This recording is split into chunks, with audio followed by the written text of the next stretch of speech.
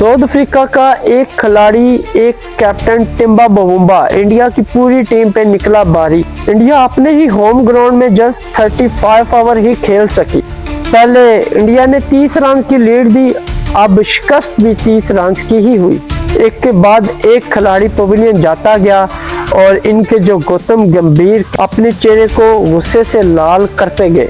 India की पूरी team अपने ही होम ग्राउंड में रेत की दीवार साबित हुई। क्या Jasprit Bumrah again South African खिलाड़ी को बोलेगा बोना, क्योंकि उन्होंने जिस तरह कहने के इंडिया को मुश्किलात से दो चार किया, वो सीन देखने वाला था। अस्सलाम वालेकुम, मेरा नाम नासिर अली, आप देख रहे हैं क्रिकेट एनालिस्ट विद नासिर। जितने भी सुनने वाले जाने वाले उनको खुशामदीद कहते हैं। नाज़रीन, आज हम आपको डे 3 के हवाले से बताएंगे, जो कि साउथ अफ्रीका और इंडिया के दरमियान ईडन गार्डन में टेस्ट का आगाज कंटिन्यू है। और यकीन माने कि इतनी दिलचस्प सूरत हाल है, दोनों टीमों में कशमकश है कि कौन सी टीम ज्यादा स्कोर करके ये टेस्ट अपने नाम करेंगी। अभी तक डे 3 है आज, और यकीन माने कि पूरी इनिंग जो कि दोनों ही टीमें सेकंड इनिंग भी खेल के फिनिश हो गया। उसके हवाले से हम आपके सामने एक डिटेल शेयर करेंगे। कौन सा एक पॉइंट था जो कि इंडिया के हाथों से बहुत ज्यादा गलती हुई, जिसके गड़े में वो खुद ही गिर गए, ये भी हम आपको इस डिटेल में बताएंगे। और साउथ अफ्रीका के जो कैप्टन है वो इस पूरी इनिंग में छा गए। जितना ही इंडियन प्लेयर के जद में वो रहे, उतना ही उन्होंने कहने के उसका जवाब अपनी परफॉर्मेंस से दिया। नाज़रीन, 93 रन से कहने के साउथ अफ्रीका के 7 खिलाड़ी पूरे जा चुके हैं। अगर उनकी लीड की बात करूं तो इंडिया को लीड उन्होंने अभी तक जस्ट 63 रन की दी। तो डे 3 में टिम्बा बवुम्बा और कोरबैन बोश के दरमियान पार्टनरशिप का आगाज हुआ, और इन दोनों ने बड़े ही मोहतात अंदाज से इनिंग को खेला और अपने स्कोर बोर्ड को एक अच्छी पोजीशन पे लेके जाने की कोशिश की। अगर इन दोनों की मैं बात करूं तो 44 रन की इन्होंने बड़ी ही शानदार पार्टनरशिप लगाई और अपने स्कोर बोर्ड को फिट किया।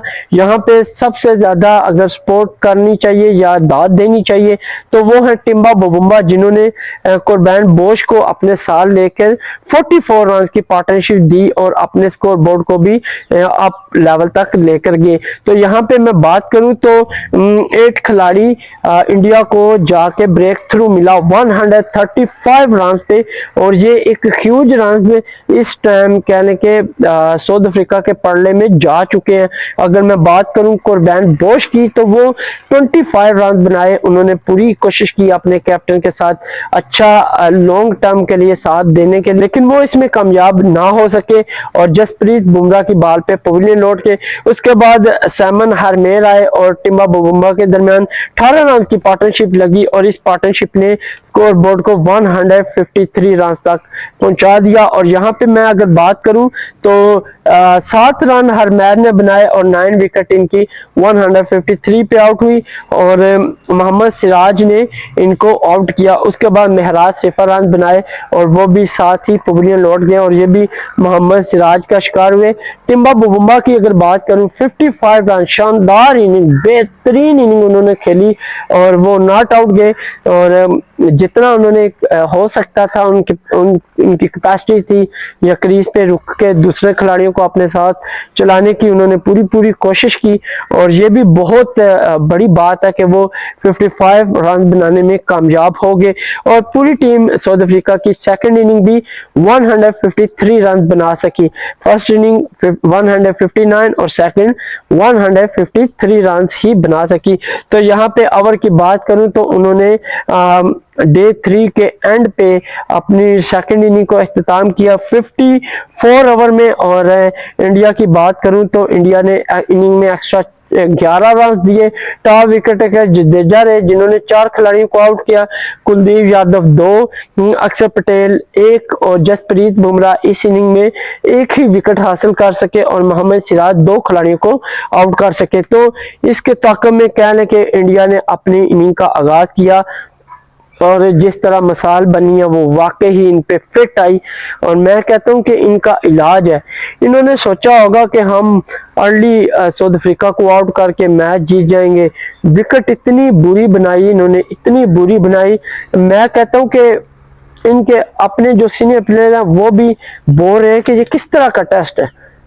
इस तरह तो टेस्ट नहीं है, टेस्ट खत्म हो जाएगा अगर आप 2 दिन में उसका फैसला करा देंगे तो टेस्ट खत्म। अब सेकंड डे पे अगर बात करें तो साउथ अफ्रीका की सेकंड इनिंग 7 खिलाड़ी आउट हो गए थे, ठीक है।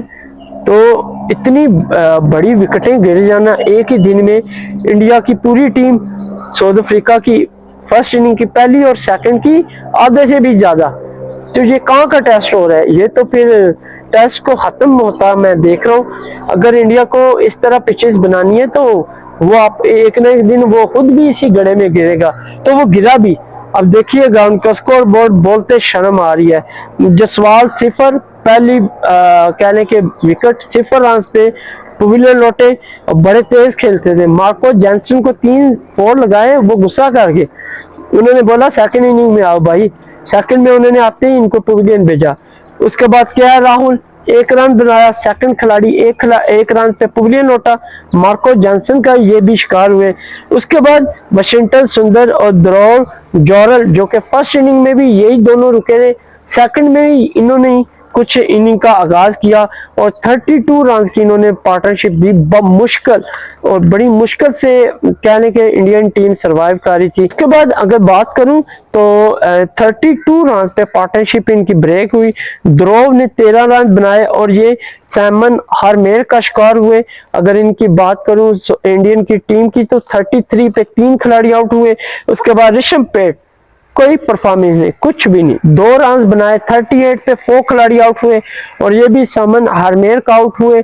इन्होंने सेकंड इनिंग में सेकंड शिकार किया। उसके बाद वाशिंगटन सुंदर और जडेजा के दरमियान पार्टनरशिप का आगाज हुआ और इन दोनों के दरमियान जस्ट 26 रन की ही पार्टनरशिप लगी और जडेजा 18 रन बनाकर साइमन हरमेर का शिकार हुए थर्ड, और यूं साउथ अफ्रीका 64 पे 5 खिलाड़ियों को आउट करने में कामयाब हो गई।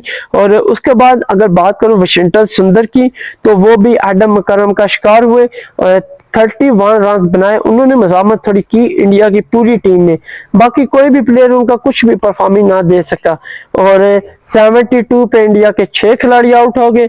अक्षर पटेल थोड़ी सी इनिंग को बढ़ाया आगे, थोड़ी सी उन्होंने कोशिश की कि मैच को जिताने की, लेकिन पिच जिस तरह बनाई है तो फिर रिजल्ट भी तो उसी तरह मिलना है। कुलदीप यादव 1 रन बनाए, 77 पे 7 खिलाड़ी आउट हुए। साइमन हरमेर का ये शिकार हुए 4। उसके बाद मोहम्मद सिराज 0 रन बनाए और अक्षर पटेल 26 रन बनाकर कहने के 8 खिलाड़ी थे जो वो आउट हुए। महराज ने इनको आउट किया, इनिंग में पहली विकेट हासिल की। 93 पे कहने के इंडिया के 8 खिलाड़ी पवेलियन गए। मोहम्मद सिराज 0 रन बनाकर ये भी अक्षर पटेल के साथ साथ पवेलियन गए और ये भी मोहम्मद महराज का शिकार हुए सेकंड, और यूं इंडिया के 93 पे 9 खिलाड़ी आउट हो। उसके बाद अगर मैं बात करूं, जसप्रीत बुमराह 0 रन बनाकर नॉट आउट रहे और शुभमन गिल अगेन क्रीज पे ना आ सके। यूं इंडिया की पूरी टीम 93 पे डेर हुई और ओवर की बात करूं तो बामुश्किल 35 ओवर ये डे 3 में खेल सकी है। उसके अलावा इतनी मुश्किल में मैंने इनको आज तक नहीं देखा जितने ये आज थे, और कहने के इनिंग एक्स्ट्रा न होने के बराबर साउथ अफ्रीका ने फेंका और वो आसानी ये मैच कहने के 30 रन से विन हुई। इंडिया को यूं फर्स्ट टेस्ट में शिकस्त का सामना करना पड़ा ईडन ग्राउंड में। और अगर इनकी टॉप पार्टनरशिप की मेजर की बात करूं तो जस्ट वाशिंगटन सुंदर ध्रुव जोरल 32 रन बना सके। उसके बाद वाशिंगटन सुंदर और जडेजा 26, बाकी कोई भी प्लेयर इनका कुछ भी परफॉर्मेंस ना कर सका। साउथ अफ्रीकन बॉलिंग की बात करूं तो हरमेर एक बार फिर 4 खिलाड़ियों को आउट कर गए। उसके बाद मार्को जॉनसन 2 और महराज 2 और मकरम 1 खिलाड़ी को आउट कर गए। यूं साउथ अफ्रीका की बात करूं तो बासानी 30 रन से वो मैच विन हुए। इंडिया की अगर मैं बात करूं तो इंडिया फर्स्ट इनिंग में 30 रन की लीड ली और इधर सेकंड इनिंग में साउथ अफ्रीका 30 रन से विन हुआ और इंडिया को अपने ही होम ग्राउंड में साउथ अफ्रीका के साथ फर्स्ट टेस्ट में शिकस्त का सामना करना पड़ा और यूं 2 मैचों की सीरीज में साउथ अफ्रीका को 1-0 की बढ़तरी हासिल होगी। और अगर प्लेयर ऑफ द मैच की बात करूं तो हरमैन जिन्होंने दोनों इनिंग में 4-4 खिलाड़ियों को आउट किया। अब देखना होगा कि इंडिया नेक्स्ट सेकंड मैच में क्या परफॉर्मेंस देता। अगर वो जीतेगा तभी सीरीज को लेवल करेगा, अगर मैच ड्रा हो गया तो वो सीरीज अपने हाथ से अपने ही होम ग्राउंड से गवाएगा। तो अगर इंडिया हार गई तो फिर WTC में वो अपनी जगह बनाने में टोटली भूल ही जाए, नाकाम है, क्योंकि वो एक बार फिर शिकस्त का सामना करना पड़ेगा उनको, जिसकी वजह से WTC में उनके पॉइंट्स टेबल जो है वो बहुत कम आ रहे हैं और उनको शिकस्त का सामना करना पड़ सकता है। तो यहाँ पे देखते हैं कि इंडिया की टीम क्या यही विकेट लेके चलेगी या फिर कुछ बैटिंग विकेट बना के स्कोर बना के अपनी क्राउड को खुश करने की कोशिश करेगी, क्योंकि इस ईडन गार्डन में तो कह लें कि इनका जितना भी क्राउड आया वो टोटली मायूस चेहरे लटके हुए थे। कमेंटेटर इन पे तनकीद कर रहे थे कि ये किस तरह की विकेट है, इस तरह नहीं होना चाहिए। मेरा भी जाती ख्याल यही है कि नहीं होना चाहिए, ये विकेट तो नहीं है। अगर आप टेस्ट 2 दिन में खत्म कर देंगे फिर बेहतर है T20 वनडे खेलें जो 1 दिन में खत्म तो हो जाएगा। वो टेस्ट ना रहा कि जो 2 दिन में ही खत्म हो जाए। देखते हैं कि इंडिया को कुछ सबक इस ग्राउंड से मिला है या नहीं। देखते हैं सेकंड टेस्ट में, तब तक के लिए इजाजत दें, अल्लाह हाफिज।